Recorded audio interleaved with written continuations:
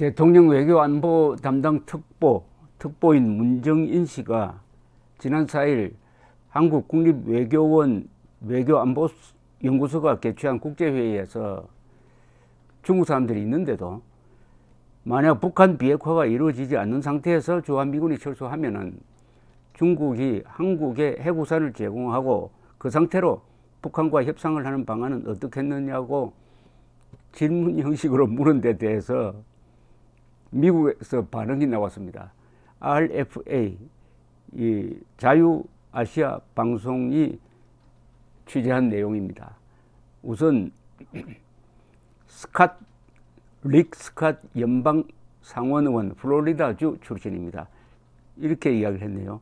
자유아시아 방송과 인터뷰를 하면서 웃기는 발언이라고 했습니다. 웃기는 발언이라고 생각합니다. 영어로 laughable이라고 했어요. 중국의 행동을 보십시오. 홍콩이 좋은 예입니다. 홍콩이 영국에서 중국으로 이양되기 전에 홍콩 주민들에게 보장되었던 기본권들을 중국 공산당은 인정하지 않고 있습니다. 중국 공산당이 중국을 다스리고 있다는 것을 기억하십시오. 여기서 중국 공산당이 중국을 다스린다. 중국의 자유민주당이 다스리는 게 아니고 공산당이 다스린다. 공산당이 다스리는 중국이 자유민주주의 국가, 한국에 핵우산을 제공한다는 것도 우스꽝스럽지만은 그 약속을 누가 지킨다고 생각하느냐.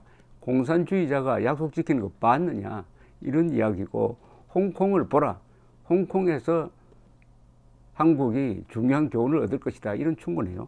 스캇 의원은 이어서 한국은 중국이 한국을 위해 핵우산을 제공할 것이라고 믿는 것 같은데 이게 한국이 아니죠. 이 문정인 씨가 믿는 거지. 문정인 때문에 이 한국이 도매금으로 넘어가는 상황입니다. 공산국가 중국이 방어해준 나라가 어디 있느냐고 이렇게 반문을 했습니다. 그러면서 중국은 침략자다. 대만과 홍콩 주민들에 대한 중국의 위협을 예로 들면서 어그레서, 침략자다 이렇게 이야기했습니다. 한국인들은 중국의 시진핑 국가 주석이 전체주의자이고 그는 다른 나라의 주권을 인정하지 않고 있다는 점을 이해해야 한다고 스캇 의원이 충고를 했습니다. 한국 국민이 뭐 이런 충고를 들을 필요는 없고 문재인 씨한테 하면 되게 딱 적당하겠는데, 중국은 침략자였다. 중국은 침략자로 규정된 게 여러 번 있죠. 특히 1950년 10월에 한국으로 침략을 해서 북진 통일, 자유 통일을 저지를 했습니다. 통일 방해 세력입니다. 그리고 티벳을 점령을 해버리고 말았습니다. 그리고 지금 이슬람 사람들이 많이 사는 신강 위구르 지역을 점거를 해가지고 사실상 거대한 감옥으로 만들어 놓고 있습니다. 1979년에는 베트남으로 쳐들어갔습니다. 그랬다가 베트남한테는 혼이 났습니다. 곳곳에서 침략을 일삼는 중국으로부터 핵우산을 제공받겠다는 그 발상 자체가 웃긴다. 또 다른 사람의 의견이 나왔습니다. 태국에서 태어나가지고 미국 민주당 상원 의원이 된 일리노이주 출신입니다. 이 링컨이 배출된 곳이죠. 민주당 태미 덕워스 상원 의원은 자유아시아 방송과 만나서 문정인 특보의 이 발언과 관련하여 중국이 동북아 지역에서 영향력을 확대하는 것을 매우 우려한다고 밝혔습니다. 이 때문에 미국이 한국, 일본과 강력한 동맹을 유지하는 것이, 그리고 미국이 이 지역에 계속 주둔하는 것이 매우 중요하다. 그러니까 북한의 핵 억제를 위한 주한미군일 뿐만 아니라 동시에 중국의 팽창, 중국의 영향력을 견제 차단하기 위한 주한미군이다. 한반도로만 북한에서 보지 말라. 그리고 그것은 결국은 뭘 지키려고 하는 거냐. 한국, 미국, 일본 이 자유진영에 사는 사람들의 생명, 재산, 자유를 지키려고 하는 것이다. 거기에 주한미군이 최소한의 투자로서 최대의 효과를 거두고 있다, 이런 이야기죠. 28,500명을 여기 딱 주둔시켜 놓으면은 동북아시아의 정치 상황이, 안보 상황이 안정된다. 안정되면 투자가 이루어진다. 그러면 일자리가 생긴다. 그러면 세금을 많이 낸다. 그럼 복지도 할 수 있다. 강력한 군대도 유지할 수 있다 하는 이런 선구조죠. 가장 중요한 것이 정치적 안정입니다. 동북아의 정치적 안정은 바로 주한미군, 주일미군이 보장한다. 이것을 한국 사람들이 잊어버리면 안 된다, 이런 이야기인데, 그런데 문재인 씨의 이 발언은 문재인 개인의 이야기가 아닐 겁니다. 문정인 씨의 이 발언은 문재인 대통령의 생각을 반영하는 거라고 봐야죠. 왜냐하면 이런 발언을 했으면 당장 문재인 대통령이 반응을 보여야 됩니다. 아주 주의를 줘야 됩니다. 어디 감히 주한미군 철수란 말을 꺼내느냐. 그리고 중국의 해구산이라는 말을 어떻게 꺼낼 수가 있느냐 해가지고 파면을 했어야 됩니다. 문정인 씨를 파면하지 않는 걸로 봐서 문정인은 같은 생각을 공유하고 있다. 그러나 한 사람은 대통령이니까 말을 조심해야 하고, 한 사람은 특별한 자리를 활용해가지고 계속 운을 띄우고, 그래서 미국의 반응을 보고 북한의 반응을 보고 무엇보다도 우리 국민의 반응을 체크한다, 이렇게 보여집니다. 주한미군이 철수하는 것은 우리나라 역사상 두 번 거론된 적이 있습니다. 1949년 6월 30일자로 주한미군이 나갔습니다.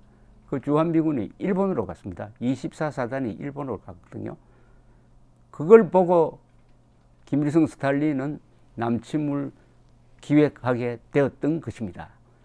더구나 1950년 1월 딘 애치슨 국무장관이 내셔널 프레스 클럽에서 연설을 하면서 미국의 방어선은 알루시안 열도, 일본, 필리핀으로 이어진다, 이런 이야기를 하면서 한국을 방어선에서 떼놓았습니다.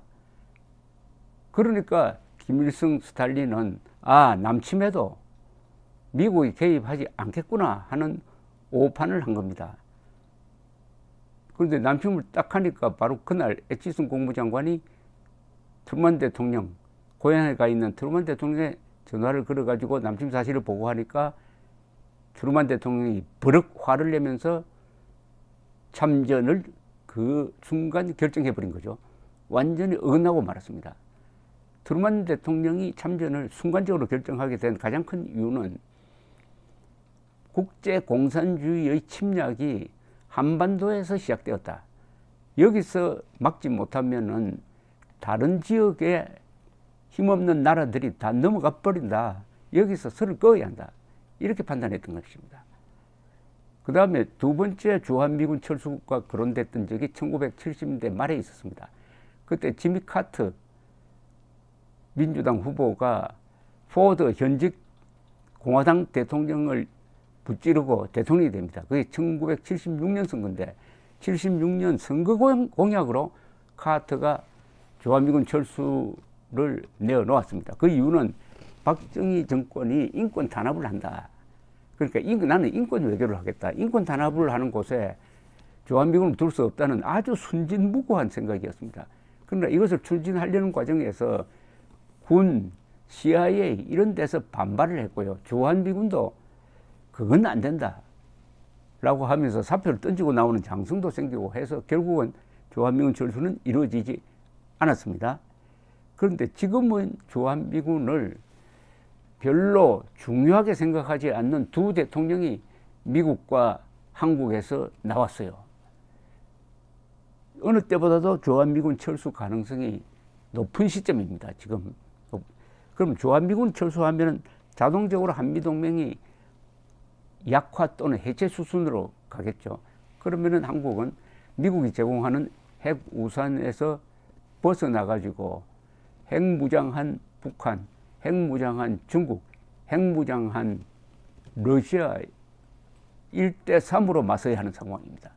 핵이 없는 한국이 핵무장한 세 나라, 그 강대한 군사력과 러시아입니다. 그리고 세계 최다 인구를 가지고 있는 중국과, 그리고 팽창하는 중국과 핵 없이 한국이 홀로 맞설 수 있습니까? 더구나 북한이 핵무기를 한 100개쯤 가지고 있는 상황에서, 그러면 중국 핵우산으로 들어간다는 것은 북한 핵우산으로 들어간다는 말하고 똑같은 거거든요. 지난 150년 동안 검증된 국제학 정치 논리가 하나 있습니다. 민주주의 국가끼리는 전쟁을 하지 않는다는 겁니다. 그런 역사가 없어요. 그러나 전쟁은 항상 독재국가와 민주주의 국가, 독재국가와 독재국가 사이에서 벌어지고 있습니다. 이런 복잡한 문제를 해결하는 가장 간단한 방법은 김정은 독재 정권을 몰아내는 겁니다. 그리하여 북한을 해방시키는 겁니다. 그 과정에서 핵 문제도 해결되게 되어 있습니다. 중국의 핵 우산이라는 것은 공상 속에서 존재하는데, 문재인 대통령이 문정인씨를 파면하지 않으면은 문재인 대통령도 주한미군 없는 세상에서 중국의 도움을 받아야 되겠다는 생각을 갖고 있다고 의심할 권리가 있습니다. 반박되지 않는 거짓말은 진실을 통하는 게 정치의 세계입니다. 감사합니다.